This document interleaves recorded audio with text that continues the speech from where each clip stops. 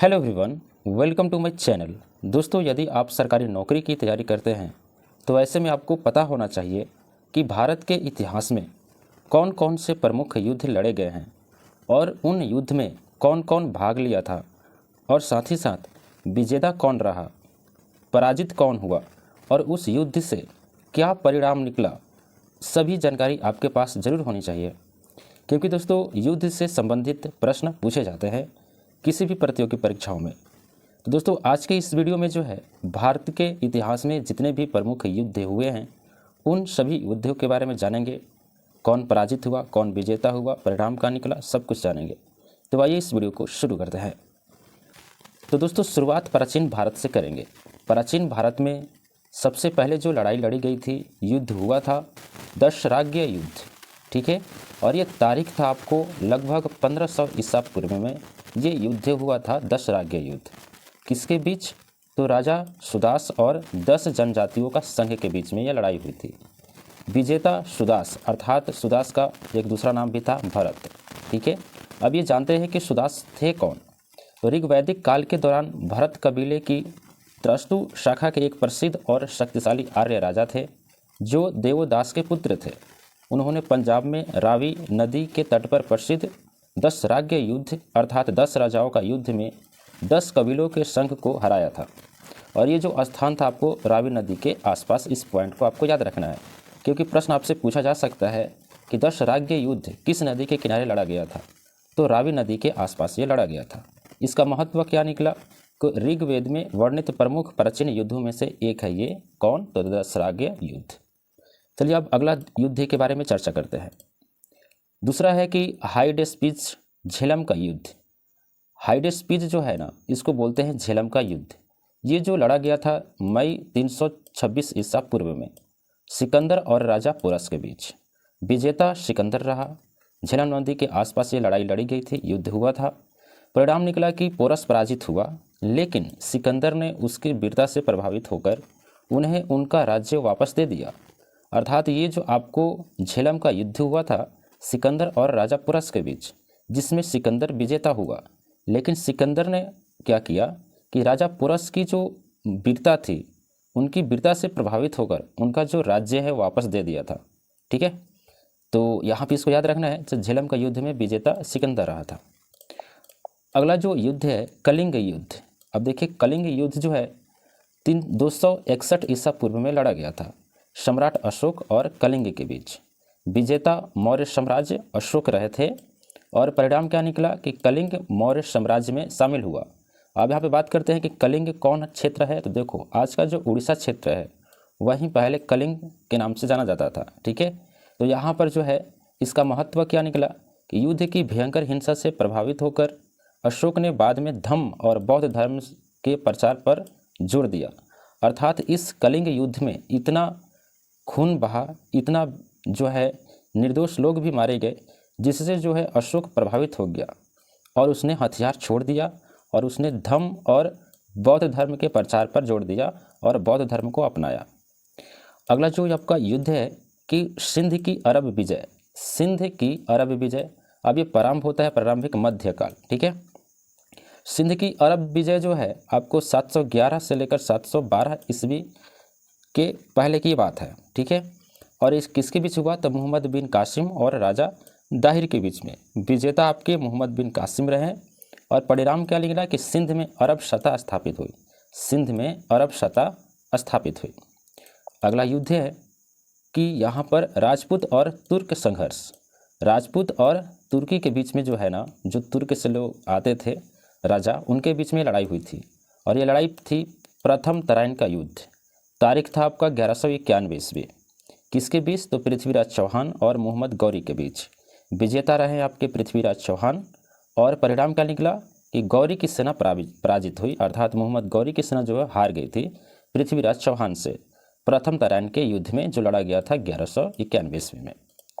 अगला युद्ध है द्वितीय तराइन का युद्ध। अब देखिए द्वितीय तराइन का युद्ध 1 साल बाद होता है 1192 ईस्वी में। अब यहाँ पे पृथ्वीराज चौहान और फिर मोहम्मद गौरी के बीच में ही ये लड़ाई होती है। अब की बार जो है पृथ्वीराज चौहान हार जाते हैं, मोहम्मद गौरी की जीत होती है। परिणाम में ये होगा कि उत्तर भारत में गौरी की शक्ति तेजी से बढ़ी और आगे दिल्ली सल्तनत की स्थापना का मार्ग प्रशस्त हुआ। अर्थात जो मोहम्मद गौरी तुर्क से आया था, पृथ्वीराज चौहान को हराया द्वितीय तराइन के युद्ध में जो लड़ा गया था 1192 ईस्वी में। तो मोहम्मद गौरी ने क्या किया, भारत में जो अपनी शक्ति बढ़ाई और दिल्ली सल्तनत पर कब्जा करने की शुरुआत कर दी। ठीक है, देखिए याद रखने वाली बात यह है कि 1191 में पृथ्वीराज चौहान जीता, फिर उसके बाद में 1192 में मोहम्मद गौरी जीत गया था। अगला युद्ध है, और ये अगला युद्ध है आपका मुगल साम्राज्य की स्थापना के लेकर। अब ये पहला जो युद्ध होता है प्रथम पानीपत का युद्ध। प्रथम पानीपत का युद्ध हुआ था 21 अप्रैल 1526 को। किसके बीच, तो बाबर और इब्राहिम लोदी के बीच हुआ था, जिसमें बाबर विजेता रहा। और ये स्थान कौन सा था, तो पानीपत जो हरियाणा में है। परिणाम क्या निकला, तो इब्राहिम लोदी मारा गया और दिल्ली सल्तनत की लोदी सत्ता समाप्त हुई। अब जो लोदी सत्ता थी दिल्ली में, जब बाबर ने मार दिया इब्राहिम लोदी को, तो लोदी जो सल्तनत है वो ख़त्म हो गया। अब जो है मुगल सल्तनत जो है शुरू हो जाता है यहाँ पर। ठीक है, तो महत्व क्या निकला कि भारत में मुगल साम्राज्य की नींव पड़ी। ठीक है, अगला जो युद्ध है खानवा का युद्ध। अब देखिए खानवा का युद्ध हुआ था 16 मार्च 1527 में। बाबर और अडारा संगा के बीच में हुआ था, जिसमें बाबर विजेता रहा। परिणाम निकला कि बाबर की उत्तर भारत में स्थिति और मजबूत हुई। ठीक है, अगला जो युद्ध है चंदेरी का युद्ध। चंदेरी का युद्ध हुआ था 29 जनवरी 1528 में। 29 जनवरी 1528 में बाबर और मेदिनी राय के बीच, जिसमें बाबर विजेता रहा था। परिणाम ये हुआ कि मध्य भारत में बाबर का प्रभाव बढ़ गया, अर्थात जो मिडिल जो आपका है भारत, उसमें बाबर का प्रभाव बढ़ गया। अर्थात दिल्ली का जो सल्तनत है वहाँ पर बाबर का प्रभाव पूरी तरह से कब्जा हो चुका था। अगला जो प्रश्न है, प्रश्न बोले तो युद्ध है घाघरा का युद्ध। देखिए घाघरा का युद्ध हुआ था 6 मई 1529 ईस्वी में। बाबर और मोहम्मद लोदी तथा बंगाल की सेना के बीच में ये हुआ था। अर्थात मोहम्मद लोदी और बंगाल की सेना एक तरफ और बाबर एक तरफ, जिसमें बाबर फिर से विजेता रहा। और परिणाम क्या निकला कि पूर्वी उत्तर भारत में बाबर की स्थिति और मजबूत हो गई थी। ठीक है, पूर्वी उत्तर मतलब कि आज का जो हमारा क्षेत्र है बंगाल, बिहार, ठीक है, उड़ीसा, ये आपको पूर्वी उत्तर भारत में आते हैं। ठीक है, अगला प्रश्न है जो है युद्ध शेरशाह सूरी और हुमायूं के बीच में संघर्ष हुआ था, जिसे चौसा का युद्ध बोलते हैं। ठीक है, चौसा कहाँ पर है, तो बिहार राज्य के बक्सर जिले में जो चौसा है गंगा नदी के किनारे। ठीक है, तारीख है आपका 26 जून 1539 को ये चौसा का युद्ध लड़ा गया था। तो शेरशाह सूरी और हुमायूं के बीच में लड़ा गया था। तब तक बाबर की मृत्यु हो चुकी थी। ठीक है, तो बाबर का पुत्र का नाम था हुमायूं। ठीक है, विजेता कौन रहा, तो शेरशाह सूरी। परिणाम क्या निकला कि हुमायूं को भारी पराजय मिली। जो हुमायूं है ये हार गया था, पराजित हो चुका था शेरशाह सूरी से। अगला युद्ध है कनौज, अर्थात जिसे बिलग्राम का युद्ध कहते हैं। 17 मई 1540 को ये लड़ा गया था, लड़ाई हुई थी, युद्ध हुई थी। उसके बाद में जो है शेरशाह सूरी और हुमायूं के बीच फिर से ये लड़ाई होती है, और इसमें जो शेरशाह सूरी फिर से विजेता रहते हैं, हुमायूं फिर से ये हार जाता है। हुमायूं भारत से बाहर चला गया और शेरशाह ने उत्तर भारत में अपना शासन स्थापित किया। ठीक है, अगला युद्ध है अकबर का समय। अकबर का समय जो युद्ध हुआ था द्वितीय पानीपत का युद्ध। अब ये जो तारीख था 5 नवंबर 1526, अकबर की सेना और हेमू के बीच में लड़ाई हुई थी, जिसमें विजेता रहा अकबर की सेना, क्योंकि अकबर उस समय बच्चा था। ठीक है, तो अकबर की तरफ से अकबर की सेना ही जो है लड़ाई लड़ रही थी। जो प्रमुख सेनापति था बैरम खां। ठीक है, देखिए यहाँ पे लिखा भी है मुख्य सेनापति बैरम खान। परिणाम ये निकला कि उत्तर भारत में मुगल सत्ता फिर से मजबूत हुई। ठीक है, उत्तर भारत में मुगल सत्ता फिर से मजबूत हुई। अगला युद्ध है तालीकोटा का युद्ध। तालीकोटा का जो युद्ध हुआ था 23 जनवरी 1565 को विजयनगर साम्राज्य और दक्कन की संयुक्त सल्तनतों के बीच में जो लड़ाई हुई थी, जिसमें विजेता आपको दक्कन की संयुक्त सल्तनतें थी। ठीक है, परिणाम ये निकला कि विजयनगर साम्राज्य को भारी झटका लगा और हम्पी को बाद में बड़े पैमाने पर नष्ट किया गया। ठीक है, तालीकोटा का युद्ध में याद रखिएगा 23 जनवरी 1565। अब देखिए यहाँ पे अगला जो युद्ध होता है हल्दी घाटी का युद्ध, और इसमें देखिए हल्दी घाटी का युद्ध में धोखा दिया गया था महाराणा प्रताप को। ठीक है, महाराणा प्रताप और अकबर की मुगल सेना के बीच में जो है ये लड़ाई हुई थी, ठीक है, जिसमें मुगल सेना के प्रमुख सेनापति कौन रहे, तो राजा मानसिंह ही रहे थे, जो खुद हिंदू थे, ठीक है। और जो अकबर की मुगल सेना है ये तो मुस्लिम थी, ओके। तो ये जो महाराणा प्रताप की ओर से जो है राजा मानसिंह जो है छल किए थे, धोखा किए थे, ठीक है। तत्काल परिणाम मुगल सेना का जो है मैदान पर नियंत्रित हुआ, ठीक है। और प्रमुख बातें याद रखने वाली ये है कि इसे केवल महाराणा प्रताप की पूर्ण हार कहना सही नहीं, प्रताप ने आगे भी संघर्ष जारी रखा, ठीक है। अगला जो आपका युद्ध है मराठा और मुगल संघर्ष, ठीक है। और जो पहली लड़ाई हुई थी प्रतापगढ़ का युद्ध, ठीक है, प्रतापगढ़ का युद्ध ये लड़ा गया था 10 नवंबर 1659 को शिवाजी महाराज और अफजल खान की सेना के बीच, जिसमें परिणाम ये निकला कि शिवाजी की निर्णायक सफलता मिली, ठीक है। शिवाजी यहाँ पे जीत गए थे। महत्व ये हुआ, परिणाम ये हुआ कि बीजापुर के विरुद्ध शिवाजी की शक्ति बहुत बढ़ी, ओके। अगला युद्ध है सूरत का पहला मराठा आक्रमण। अब ये जो समय था जनवरी के महीने में 1664 में, किसके बीच, तो शिवाजी महाराज की सेना और मुगल व्यापारिक प्रतिष्ठान के बीच में हुआ था। परिणाम ये निकला कि शिवाजी की सेना को बड़ी आर्थिक प्राप्ति हुई, ठीक है। अगला युद्ध है तृतीय पानीपत। देखिए तृतीय पानीपत का जो युद्ध हुआ था आपको, तृतीय पानीपत का, तो 14 जनवरी 1761 को किसके बीच, तो अहमद शाह अब्दाली और मराठा सेना के बीच में, जिसमें अहमद शाह अब्दाली विजेता हुआ और मराठा सेनापति कौन था, तो सदाशिव राव भाऊ थे, ठीक है। परिणाम ये निकला कि मराठों की बहुत बड़ी पराजय और भारी जनहानि हुई। अगला जो युद्ध है अंग्रेजों का भारत में राजनीतिक उदय, और इसमें पहला युद्ध होता है प्रथम आंग्ल मैसूर युद्ध। ये तारीख था आपका 1767 से लेकर 1769 के बीच। किसके बीच हुआ था, तो हैदर अली जो है मैसूर और अंग्रेज के बीच हुआ था। परिणाम ये निकला कि मैसूर की महत्वपूर्ण सफलता मद्रास की संधि हुई, इसमें मैसूर जो है जीत गया था, अर्थात हैदर अली।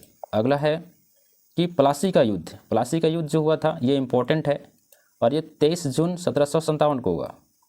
रॉबर्ट क्लाइव की ईस्ट इंडिया कंपनी और सिराजुद्दौला के बीच में ये हुआ था। सिराजुद्दौला कौन था, तो बंगाल का नवाब था, ठीक है, इस प्रकार से राजा भी बोल सकते हैं। तो रॉबर्ट क्लाइव एक अंग्रेज था, ठीक है। अंग्रेज और सिराजुद्दौला के बीच में लड़ाई हुई थी। विजेता कौन, तो ईस्ट इंडिया कंपनी, ओके, अर्थात अंग्रेज जीत गए थे। बंगाल में कंपनी की राजनीतिक शक्ति की शुरुआत हुई, अर्थात बंगाल से ही जो अंग्रेज है इनकी शक्तियाँ बढ़ने लगी, ठीक है, और धीरे धीरे ये पूरे भारत पे कब्जा कर लिए। चलिए अगला जो युद्ध है बक्सर का युद्ध। अब देखिए बक्सर का युद्ध इम्पोर्टेंट है और ये तारीख था आपको 22-23 अक्टूबर 1764 को ये लड़े गए थे युद्ध। ईस्ट इंडिया कंपनी और मीर कासिम और शुजाउद्दौला तथा शाह आलम द्वितीय की संयुक्त सेना थी। ईस्ट इंडिया कंपनी अर्थात अंग्रेज थे एक तरफ, दूसरी तरफ मीर कासिम, सिराजुद्दौला तथा शाह आलम द्वितीय की संयुक्त सेना थी, ठीक है, जिसमें विजेता कौन, तो ईस्ट इंडिया कंपनी।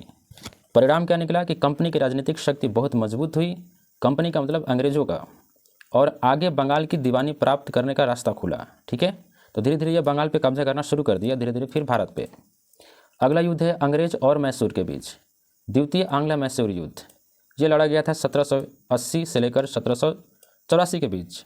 किसके बीच, तो हैदर अली और टिप्पू सुल्तान और अंग्रेज के बीच। हैदर अली और साथ में टिप्पू सुल्तान भी आ गया और अंग्रेज के बीच में लड़ाई हुई थी, जिसमें आपको अंग्रेजी जो हुकूमत है, अंग्रेज थे, इनकी विजय नहीं हुई। मैंगलोर की संधि से युद्ध समाप्त हुआ, मतलब कि जो है विजय तो किसी का नहीं हुआ, मैंगलोर की संधि हो गई, ठीक है, जिससे जो युद्ध है वो समाप्त हो गया था। अगला जो युद्ध है तृतीय आंग्ल मैसूर युद्ध। अब तीसरा भी आंग्ल मैसूर युद्ध हुआ, तारीख था आपको 1790-1792 के बीच। टिप्पू सुल्तान और अंग्रेज तथा उनके सहयोगी के बीच में लड़ाई लड़ी गई थी, जिसमें क्या हुआ कि अंग्रेजों के नेतृत्व वाला गठबंधन जो है जीत गया था। देखिए अंग्रेज और उनके सहयोगी जितने भी भारतीय भी अंग्रेज की तरफ से लड़ रहे थे, ओके, तो अंग्रेज और भी उनके कुछ सेनापति थे और कुछ दोस्त थे, तो उनकी तरफ से अंग्रेज की तरफ से लड़ रहे थे, और इधर टिप्पू सुल्तान, जिसमें आपको अंग्रेज जीत गए थे। टिप्पू को क्षेत्र का बड़ा हिस्सा छोड़ना पड़ा, अर्थात टिप्पू सुल्तान जो है जो बड़ा हिस्सा है वो छोड़ना पड़ा, अंग्रेजों को कब्जा में आ गया। अगला जो युद्ध हुआ था चतुर्थ आंग्ल मैसूर युद्ध। चतुर्थ आंग्ल मैसूर युद्ध जो है 1799 ईस्वी में हुआ। टीपू सुल्तान और अंग्रेज तथा उनके सहयोगी के बीच में फिर से हुआ चौथा आंग्ल मैसूर युद्ध, ठीक है, जिसमें विजेता कौन रहा था? अंग्रेज। परिणाम क्या निकला? तो श्रीरंगपट्टनम पर कब्जा और टीपू सुल्तान की मृत्यु हो गई, ठीक है, अंग्रेजों ने मार दिया। अगला जो युद्ध हुआ अंग्रेज और मराठा के बीच, और कौन सा युद्ध था? तो प्रथम आंग्ल मराठा युद्ध। और इसमें क्या होता है? 1775 से 1782 के बीच में ये युद्ध चलता है। अंग्रेज और मराठा के संग ये युद्ध हुआ था। साल 22 की संधि हुई। अंग्रेजों को निर्णायक विजय नहीं मिली, मतलब अंग्रेज पूरी तरह से विजय प्राप्त नहीं कर सके। साल 22 की संधि हुई थी, ठीक है। अगला जो युद्ध है द्वितीय आंग्ल मराठा युद्ध, फिर से अंग्रेजों और मराठा के बीच में लड़ाई होती है 1803 से लेकर 1805 के बीच, जिसमें विजेता कौन? तो अंग्रेज, ठीक है। परिणाम क्या निकला? मराठा शक्ति काफ़ी कमज़ोर हुई। मराठा शक्ति जो है काफ़ी कमज़ोर हो चुकी थी कब? द्वितीय आंग्ल मराठा युद्ध में, ठीक है। अगला जो प्रश्न युद्ध है तृतीय आंग्ल मराठा युद्ध। तृतीय आंग्ल मराठा युद्ध में क्या हुआ? ये चला था फिर से आपको 1817 से लेकर 1818 के बीच में, 1 साल के लिए चला था यह। अंग्रेज और मराठा के संग फिर से ये लड़ाई लड़ी गई थी। विजेता कौन? तो अंग्रेज। इसमें क्या हुआ? तो मराठा राजनीतिक प्रभुत्व का अंत हो गया, मतलब कि जो भी मराठा थे उनका जो राजनीतिक प्रभुत्व था, जो उनकी जो पहचान थी वो अंत हो गया, ठीक है। पूरी तरह से ये कमज़ोर पड़ गया मराठा साम्राज्य, ठीक है। किसमें? तो तृतीय आंग्ल मराठा युद्ध में। अगला जो है कि अंग्रेज और सिख के बीच में लड़ाई लड़ी गई थी। प्रथम आंग्ल सिख युद्ध जो हुआ था आपको तारीख 1845 से 46 के बीच में, 1 साल तक की लड़ाई लड़ी गई थी। अंग्रेज और सिख साम्राज्य के बीच में हुआ था, जिसमें विजेता कौन? तो अंग्रेज। परिणाम क्या निकला? कि सिख राज्य कमज़ोर हुआ, ठीक है। सिख यहाँ पे कमज़ोर हो गए, अंग्रेज धीरे धीरे कब्जा कर चुके थे। अगला जो युद्ध हुआ फिर से सिख के बीच में युद्ध हुआ, अंग्रेज और सिख के बीच में, जिसमें जो है 1848 में फिर से युद्ध होता है और 1849 तक चलता है, 1 साल तक। अंग्रेज और सिख साम्राज्य के बीच हुआ, अंग्रेज जीत गए यहाँ पे। परिणाम क्या निकला? तो 1849 में पंजाब का अंग्रेजी शासन में विलय हुआ, ठीक है। पंजाब जो है ना अंग्रेजी शासन में क्या हुआ? मिल गया, ठीक है। किस युद्ध से? तो द्वितीय आंग्ल सिख युद्ध से, ठीक है। अगला जो आपका युद्ध है कि देखिए आप 1857 का जो विद्रोह हुआ था उस समय की बात है। तो 1857 का प्रथम स्वतंत्रता संग्राम ये हुआ था, शुरुआत 10 मई 1857 मेरठ से शुरुआत हुई थी इसकी। किसके बीच? तो भारतीय विद्रोही सैनिक और स्थानीय शक्तियाँ के बीच और ब्रिटिश ईस्ट इंडिया कंपनी के बीच। अर्थात ये जो लड़ाई हुई थी भारत के जो सैनिक थे और जो भारत के स्थानीय शक्तियाँ थी, स्थानीय लोग थे, उनके और जो ब्रिटिश ईस्ट इंडिया कंपनी अर्थात अंग्रेज़ों के बीच में लड़ाई लड़ी गई थी। प्रमुख नेता कौन थे? तो बहादुर शाह जफर, रानी लक्ष्मीबाई, नाना साहेब, तत्या टोपे, कुंवर सिंह, ठीक है। यहाँ पे प्रश्न भी पूछता है, देखिए कुंवर सिंह जो है बिहार से आते हैं, बेगम हजरत महल आदि, ये सब जो थे प्रमुख नेता थे भारत की तरफ से। और परिणाम क्या निकला? तो ब्रिटिश सरकार ने विद्रोह दबा दिया। ब्रिटिश सरकार ने क्या किया? विद्रोह को दबा दिया, ठीक है। मतलब जो भी हमने आवाज़ उठाया था, जैसे अभी जंतर मंतर पे हुआ था अभी 20 जुलाई के दिन, तो सरकार ने कोशिश की आवाज़ दबाने की, लेकिन हम लोग दबे नहीं, क्योंकि आजकल का युवा है जेन जी, ठीक है, ये दबने वाले नहीं हैं, ओके। और हम लोग दबेंगे नहीं, हम लोग सवाल करेंगे, पूछेंगे भी और हटाएंगे भी। तो देखिए यहाँ पे ये जो है 1857 में क्या हुआ कि अंग्रेज़ों ने बलपूर्वक ये जो विद्रोह हुआ उनको दबा दिया। अगर ये उस वक्त नहीं दबा पाते तो ब्रिटिश भाग जाते उसी समय 1857 में ही, ठीक है। महत्व क्या हुआ कि 1858 में ईस्ट इंडिया कंपनी का शासन समाप्त हुआ और भारत सीधे ब्रिटिश क्राउन के अधीन आ गया, ठीक है। वहाँ पे ईस्ट इंडिया कंपनी जो है वो कंपनी जो चला रही थी, ओके, जो उनका बोलते हैं ना, जैसे आजकल क्या है कांग्रेस पार्टी है, बीजेपी पार्टी है, तो उसी प्रकार से उनका भी एक पार्टी था ईस्ट इंडिया कंपनी, ठीक है। तो उनको समाप्त किया गया और सीधे तौर पे जो है भारत जो है ब्रिटिश का गुलाम हो गया, ब्रिटिश के अधीन आ गया, ठीक है। अगला जो युद्ध हुआ आपको प्रथम भारत पाकिस्तान युद्ध, ये जो चला था आपको 1947 में शुरू हुआ और 1948 में जब भारत और पाकिस्तान आज़ाद हुए थे उसी बीच में लड़ाई मतलब शुरू हो गया था, ठीक है। और ये हुआ क्या कि भारत और पाकिस्तान समर्थित कबायली पाकिस्तानी बल, ठीक है। और ये किसके लिए? तो जम्मू कश्मीर के लिए, मुद्दा था जम्मू कश्मीर, ओके। और परिणाम क्या हुआ? तो किसी का भी विजय प्राप्ति नहीं हुई, भारत का भी नहीं, ज़्यादातर भारत का नुकसान ही हुआ, ठीक है, क्योंकि भारत का अभिन्न हिस्सा है जम्मू कश्मीर। लेकिन इसमें हुआ क्या कि जो पाकिस्तानी थे जम्मू कश्मीर के कुछ क्षेत्र में आ गए थे और जो है ये जो मुद्दा है वो विदेश में चला गया और हुआ क्या कि युद्ध विराम हुआ। जो सैनिक जहाँ पर है, जिसका सैनिक जहाँ जिस क्षेत्र में है वहीं पर उसका कब्जा हो गया। ठीक है, तो पाकिस्तान का क्षेत्र दोनों देशों के लिए नियंत्रित में रहा। ओके, अगला जो युद्ध है भारत चीन युद्ध हुआ। ठीक है, भारत और चीन के बीच कब हुआ था? तो 20 अक्टूबर से लेकर 21 नवंबर तक ये युद्ध चला था 1962 में। ओके, और विजेता कौन रहा? तो चीन। और हुआ क्या इससे कि जो लद्दाख का क्षेत्र है, जो जम्मू कश्मीर में पड़ता है, लद्दाख और उत्तरी पूर्वी सीमा क्षेत्र चीन के अधीन आ गया। जैसे उत्तर पूर्वी सीमा क्षेत्र का अरुणाचल प्रदेश हो गया ना, उत्तर पूर्वी क्षेत्र, तो अरुणाचल प्रदेश का कुछ क्षेत्र जो है वो चीन कहता है कि ये हमारा है। अभी उस लगता है और उसको ऐसा लगता है कि जो अरुणाचल प्रदेश है उसका कुछ हिस्सा चीन अब मानता है कि चीन हमारा है। ठीक है, लेकिन ऐसा कुछ भी नहीं है, वो ऐसे ही वो अपने में मगन है। ठीक है, तो फिर परिणाम क्या निकला कि भारत को गंभीर सैन्य पराजय का सामना करना पड़ा। ओके, अगला जो युद्ध हुआ आपको भारत पाकिस्तान के बीच फिर से युद्ध होता है। ठीक है, 1965 में। कब शुरू हुआ था? तो 5 अगस्त से लेकर 23 सितंबर के बीच में ये चला था, जिसमें हुआ क्या कि भारत और पाकिस्तान आमने सामने थे और किसी की भी युद्ध जो है, किसी की भी जो बोला जाए जीत और हार नहीं हुई। ठीक है, युद्ध विराम हो गया फिर से पिछले बार की तरह। और निर्णायक सैन्य विजय की किसी एक पक्ष की सर्वमान्य नहीं मानी जाती, अर्थात जब युद्ध विराम हो गया तो आप किसी को हार या जीत घोषित नहीं कर सकते। फिर बाद में हुआ क्या कि 1966 में ताशकंद समझौता हुआ। 1965 का संघर्ष पाकिस्तान के ऑपरेशन जिब्राल्टर से शुरू होकर व्यापक युद्ध में बदला। ठीक है, तो ये दोस्तों कुछ इंपॉर्टेंट युद्ध थे। ओके, और भी युद्ध आपके फिर से होता है भारत और पाकिस्तान के बीच, और ये कब होता है? तो 1971 में बांग्लादेश के लिए। ठीक है, 3 से लेकर 16 दिसंबर के बीच, और भारत और पाकिस्तान में। और भारत के शक्ति कौन था? तो मुक्ति वाहिनी। ठीक है, विजेता कौन रहा? तो भारत और बांग्लादेश का पक्ष। ठीक है, और परिणाम क्या निकला? तो बांग्लादेश का निर्माण हुआ। तो अर्थात अब यही बोला जाता है कि बांग्लादेश को भारत ने जन्म दिया, मतलब भारत ने बनाया उसको। ठीक है, बांग्लादेश को। लेकिन आजकल देखो बांग्लादेश जो है हमसे आगे निकल गया है देखा जाए तो। ठीक है, प्रति व्यक्ति आय के मामला में भारत से बांग्लादेश आगे निकल चुका है और भारत वहीं का वहीं। चलिए आगे देखते हैं महत्वपूर्ण तारीख क्या है। तो 16 दिसंबर 1971। ठीक है, 16 दिसंबर 1971 ढाका में पाकिस्तानी सेना का आत्मसमर्पण हुआ। ठीक है, तो दोस्तों ये रहे कुछ इम्पोर्टेंट आपका युद्ध। और भी यहाँ पे युद्ध देखते हैं।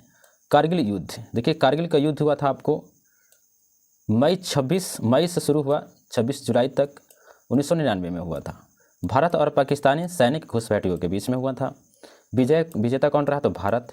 ऑपरेशन का नाम क्या था? तो ऑपरेशन विजय। ठीक है, और यहाँ पर परिणाम क्या निकला? तो भारतीय सेना ने अधिकांश कब्जाई की गई ऊंचाइयों को वापस हासिल कर लिया। अब यहाँ पे जो भी है, जो पाकिस्तान के सैनिक हैं वो जो कब्जा किए थे क्षेत्र, तो कारगिल के युद्ध में क्या हुआ कि उनको भगा दिया गया, फिर से भारतीय सेना का कब्जा हो गया। फिर यहाँ पे समापन क्या करता है कि 26 जुलाई 1999 को ही कारगिल विजय दिवस मनाया जाता है। कारगिल विजय दिवस को मनाया जाता है तो 26 जुलाई 1999 को, अर्थात जो अभी 26 जुलाई गुजरा, ठीक है, उस दिन को कारगिल विजय दिवस मनाया गया। चलिए अगला देखते हैं। तो दोस्तों इतना ही है युद्ध, और भी कुछ परिणाम जानेंगे। ठीक है, फैक्ट्स जानेंगे। Thanks for watching. वीडियो पसंद आया तो वीडियो को लाइक कीजिएगा, और इस तरह का और वीडियो देखने के लिए चैनल को सब्सक्राइब कीजिए, और पास में जो बेल आइकन होता है उससे भी प्रेस कीजिए। तो मिलते हैं एक और वीडियो में। बहुत बहुत धन्यवाद।